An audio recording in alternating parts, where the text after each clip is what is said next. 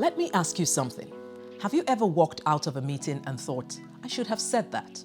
Or sat in silence while someone else shared an idea you were thinking, but they got the credit for it?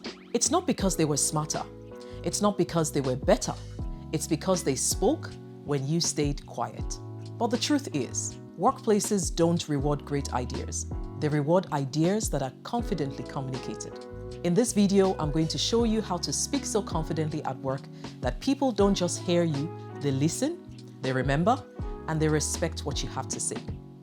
I'm Dr. Fofo, and I've spent over 2 decades in the ever-evolving FMCG sector, working with the giants like Procter & Gamble and Woolworths across regions like Sub-Saharan Africa, Middle East, Europe, India, and now Australia and New Zealand.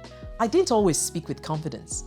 Early in my career, I was often the youngest, the only woman, or the only person of color in the room.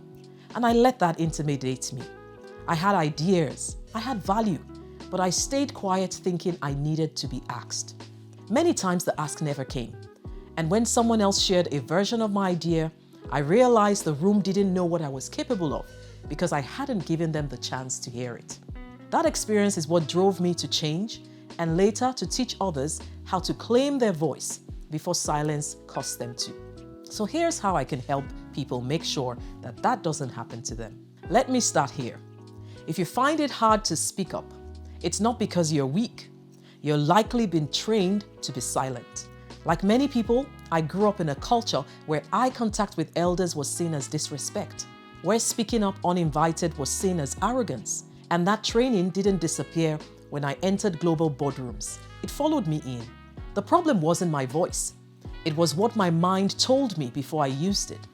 What if I sound stupid? What if they challenge me? What if I'm wrong? That loop of self-judgment sends you straight into a freeze or ramble mode. When you second-guess your ideas, your brain shifts its focus from expression to protection. You either freeze, afraid to speak at all, or you start rambling in an effort to sound convincing without ever landing your point. In both cases, your clarity and presence take a hit, and what you meant to say gets lost. Here's what I want you to hear. Confident communication isn't a personality trait, it's a skill. It can be developed, and it starts internally, not externally. So let's move on to how you can start doing the internal work that builds confidence. There are 3 internal shifts I coach clients on to change how they show up. First, validate your own value. You don't need a title to be credible. I've coached directors, new grads, entrepreneurs, senior managers, and do you know what they all have in common? They're waiting for a milestone, some title, some applause, some permission before they feel qualified to speak up. But here's the thing. If you don't see your own value, no one else can amplify that for you. You have to decide before you walk into that room that you bring something worth hearing. So how do you do that practically? Take 5 minutes before a high-stakes meeting and write down 3 things that make your perspective valuable. For example, I've seen this problem play out on the ground, so I bring lived experience. I'm closer to the customer's reality than most people in this room. Or I'm a systems thinker. I connect dots other people overlook. Do this consistently and you start rewiring your internal narrative. Confidence isn't always about feeling perfect. It's about showing up, anchored in your truth, even when no one else validates it yet. Second, interrupt your overthinking. Overthinking is your brain trying to protect you from rejection. But in doing so, it often guarantees your invisibility.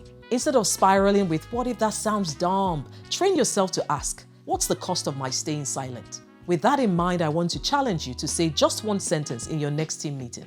It could be support, a follow-up, or a respectful disagreement. For example, it could be something like, I agree with that point, especially on the timeline. Or I have a slightly different take I'd love to offer. Or even, what if we tested this on a small scale before the full rollout? Every time you speak, you're training your nervous system to normalize visibility. And third, don't aim for perfection, aim for presence. Let me tell you something I had to learn the hard way. Polish does not equal power. Early in my career, I tried to sound professional all the time. I scripted my updates, I practiced word for word, I avoided anything that felt unscripted. And do you know what happened? It sounded like I was performing, not leading. And the thing is, real confidence is felt when you speak like you believe what you're saying. So show up in the moment, speak with intention. People connect with conviction more than they connect with polish. A helpful practice here is to record yourself for 60 seconds a day, talking about a topic you care about or reading aloud. You might cringe at first. That's normal. But the goal isn't to sound impressive. The goal is to make your own voice familiar. Once you've built the internal foundations, the next framework I'm going to share is going to help you bring that confidence to life in practical, visible ways. It's how you are going to translate belief into behavior. I call it the M.M.T Framework: mindset, message, method. Let's start with mindset. Walk into the room like you belong there, because you do. If your energy says, "I'm uncertain," people will read that before you even speak. Anchor your body, your feet grounded, your shoulders open, your eyes up. This builds on the internal belief we talked about earlier. If you've already anchored into your worth mentally, your posture and presence are the first way that belief becomes visible. Your body language is your first message, often louder than your words. Subtle cues matter here. Practice saying one sentence while keeping your hands still, your posture grounded, and soft eye contact steady. This signals calm and control. Now, the message. Get rid of the disclaimers. Stop saying, "This might be a dumb idea, but..." Instead, frame your point before diving into details. For example, there are 2 risks we need to consider here. Use the point, why, so what structure to be concise and clear. This is a communication technique used to express ideas clearly and with impact. So start with your main message, which is the point in the structure. Then explain your reasoning, which is the why, and then clarify the implication, which is the so what. For example, we need to delay the product launch by 2 weeks because QA identified bugs that could affect user experience. If we don't, we risk user dissatisfaction and reputational damage. Your message is where belief meets clarity. When you value your own ideas, you don't undercut them before they land. This structure helps you be direct, thoughtful, and easier to follow, especially in high-stake conversations. Now, the last part of the framework, method. Tailor your delivery to your audience. Use pauses. Let your words land. Ask questions and build a connection. This is where your confident presence starts to create interaction. When you pause, it signals ownership. When you ask questions, it invites dialogue instead of domination. This is how you start to lead through your communication. If you tend to overtalk, try the silence game. Here's how it works. Make your point, then stop. Literally, stop. Count 3 full seconds in your head. Let the silence do some of the work. You feel the tension to keep talking, to fill in the gap, but that silence is where your words start to land.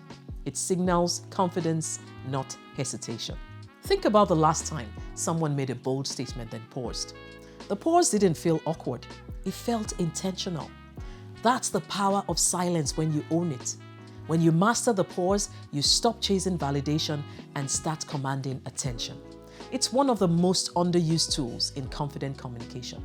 To support this, I often use the voice checklist with clients to help them embody what confident presence looks and feels like. V stands for value.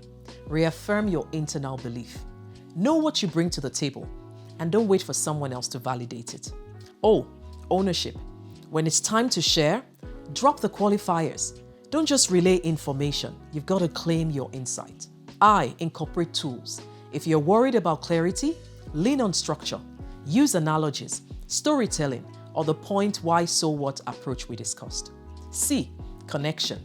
Confidence isn't about dominating the room. It's about reading it. So make eye contact, mirror energy, and ask great questions. And E, energy. Speak in a way that shows you believe in what you're saying. That doesn't mean being loud. It means being grounded. A great way to embed everything we've covered is to practice short, structured expression. Try this. Pick a topic you care about and speak about it for 90 seconds without stopping. Don't script it, just speak. Record yourself, then watch it back. What worked, what rambled, and what landed. Repeat that once a day for a week. Each round will help you strengthen your pacing, your clarity, and presence. Before we wrap up, I want to leave you with one more thought. If you remember one thing from this video, let it be this. Powerful communication isn't about having all the answers. It's about having the courage to be seen. Vulnerability builds trust. Humility builds credibility, and self-awareness builds clarity. You don't have to perform perfectly. Say what you care about. Own when you're being wrong. Share what you're learning. That's what makes you relatable. That's what makes you memorable. Some people walk into a room and are automatically assumed to be competent. Others have to prove it over and over again. When you speak with authenticity and clarity, you close that gap. You shift doubt into trust. So let's bring it all together.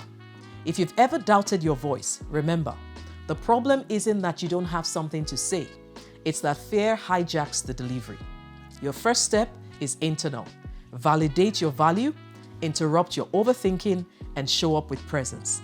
Then, use the M.M.T Framework to bring that internal belief into your behavior. Reinforce it with a voice checklist to anchor your energy and delivery. And then practice like it's a skill, because it is. So here's your challenge. Pick one of the micro practices I shared today and commit to it for the next 7 days. Just one. Small reps bring visible confidence. Remember, your voice isn't just a tool. It's your leadership in motion. Say it like you believe it. You can also download some helpful resources in the link below. I'll see you in the next video. Until then, be unstoppable.